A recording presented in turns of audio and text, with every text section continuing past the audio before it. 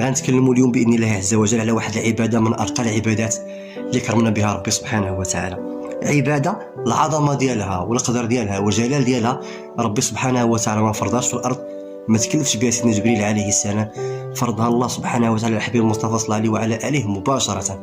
هيئ لها الله سبحانه وتعالى من الطقوس ومن الاجواء ومن الاحتفاليه باش تكون اعظم ما يتعبد به الله سبحانه وتعالى. غنتكلموا على الصلاه. الصلاه هذا الفرض اللي دائما تلقاو معاه المشاكل. كيفاش غندير نصلي؟ كنصلي باش نقطع، كنصلي وكيشغلني ابليس، كنشغلني والنفس ديالي كتقلني.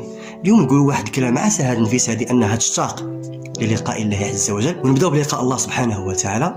هو الاول الصلاه الحباب الكرام هي صله بالله سبحانه وتعالى. اكبر عقوبه لتارك الصلاه هو انه فقد هذه الصله مولاه.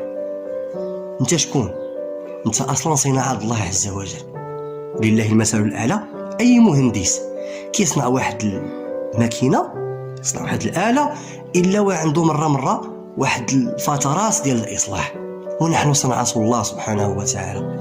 فهذيك الفتره ما بين صلاه وصلاه تنعمروا معاصي والذنوب والغفله على الله عز وجل والهموم والغم، وديك الوقوف بين يدي الله سبحانه وتعالى وديك الصله بالله عز وجل كيطرى فيها هذا الشيء كامل. كيفاش ان سيدي ربي سبحانه وتعالى تيعاود داك المخلوق اللي خلق، تيعاود له الامور ديالو ويصلح له الفطره.